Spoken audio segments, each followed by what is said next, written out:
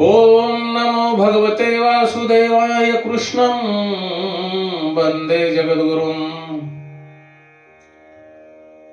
श्रीराम जय जय राम। सुखदेव राजा परीक्षितांना सांगतात, हे राजन, मी जनक राजांच्या दरबारामध्ये विद्याभ्यास शिकण्यासाठी गेलो होतो आणि विद्याभ्यास पूर्ण झाल्यावर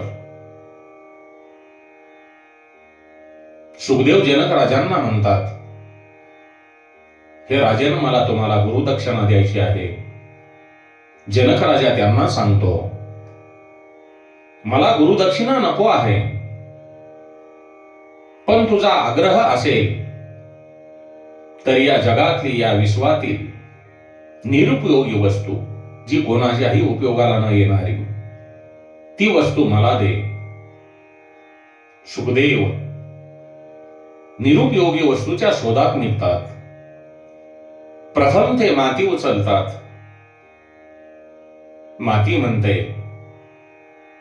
माझा खूप उपयोग आहे. हे सुखदेव, माझा खूप उपयोग आहे. मग ते दगड उचलतात. दगड म्हणतो, माझाही खूप उपयोग आहे.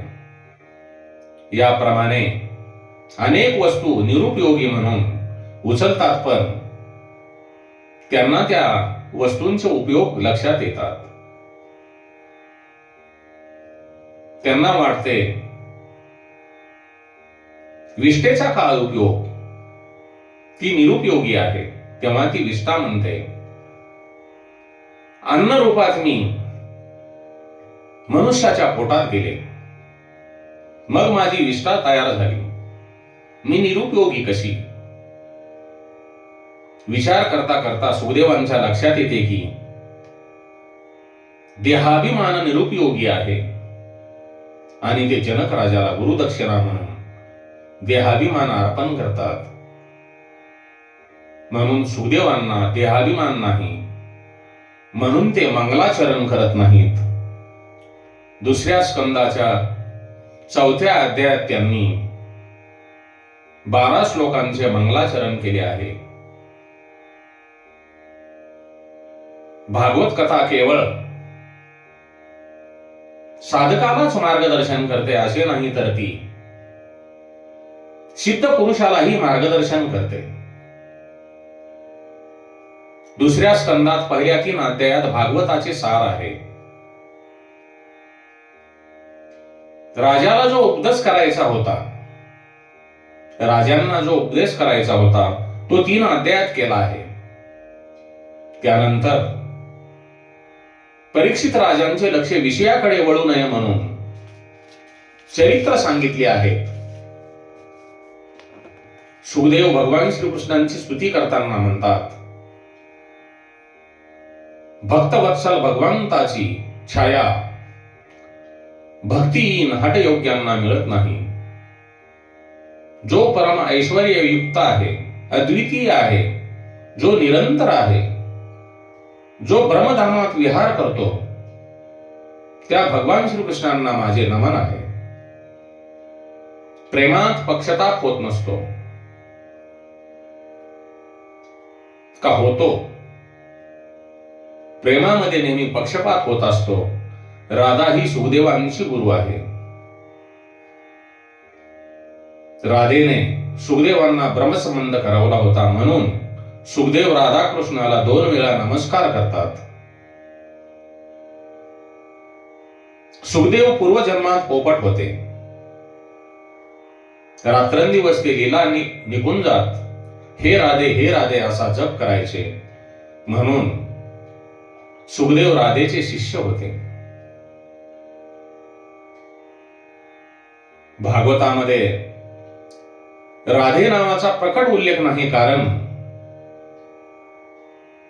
आपले जे गुरु आहेत, गुरुचे नाव प्रकट घ्यायचे नाही, अशी शास्त्राची मर्यादा आहे. भागवताचे टीकाकार श्रीधर स्वामी 5 नित्य जाणतात. भागवताचे स्वरूप नित्य आहे, भगवंताच्या लीला नित्य आहेत, भगवंताचे नाम नित्य आहे, त्याचे धाम नित्य आहे, आणि परिकर नित्य आहे. राजा परीक्षित सुखदेवांना विचारतो, भगवंताच्या स्वतःच्या मायेने सृष्टीची रचना कशी केली, ती कथा आता मला सांगा. तेव्हा भगवंत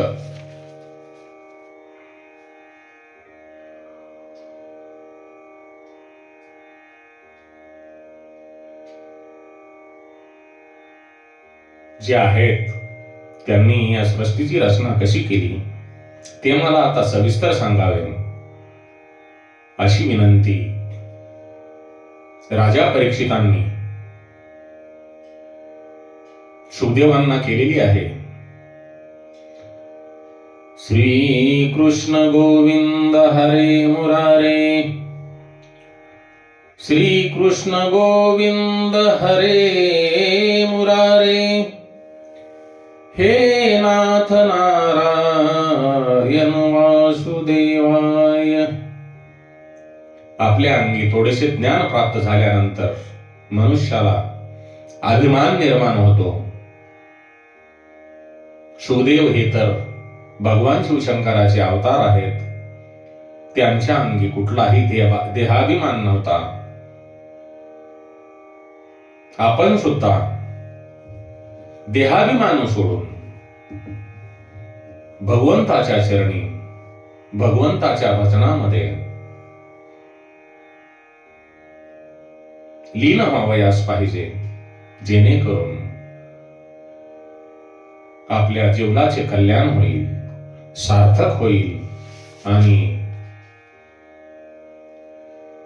आपले मन भगवत भक्तीकडे वळून आपण भक्ती मार्गाकडे मार्गस्थ व्हाल.